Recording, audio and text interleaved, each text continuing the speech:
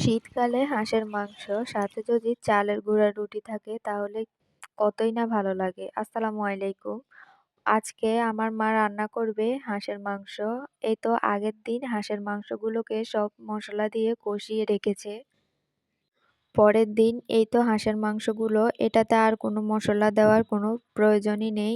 আমার মা এরকম করে হাঁসের মাংস রান্না করে, আগের দিন জাল দিয়ে রেখে দেয়, পরের দিন হাঁসের মাংসগুলোকে খাওয়া হয়। এইরকমভাবে রান্না করলে তো আমার কাছে অনেক ভালোই লাগে।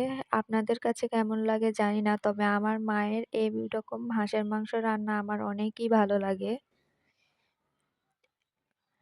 এই তো কড়াইতে তেলটা গরম হয়ে আসলে পেঁয়াজ দিয়ে একটু ভেজে নিয়ে তারপর আগের দিনে জাল করে রাখা হাঁসের মাংসগুলো দিয়ে দিবে এখন।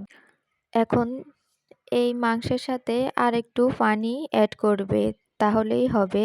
আর কোনো মসলা দেওয়ার কোনো দরকারই নেই, কারণ আগের দিনই সকল মসলা দিয়ে মাংসগুলোকে ভালো করে কষিয়ে নেওয়া হয়েছে।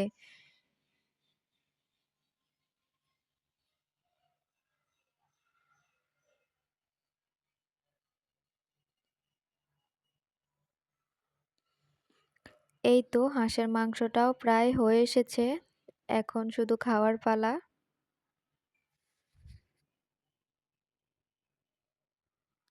চালের গুঁড়ার রুটি ছিল, ওইটা আর আপনাদেরকে নাই দেখাই। এই তো এখন আমি চালের গুঁড়ার রুটি আর হাঁসের মাংস নিয়ে নিচ্ছি।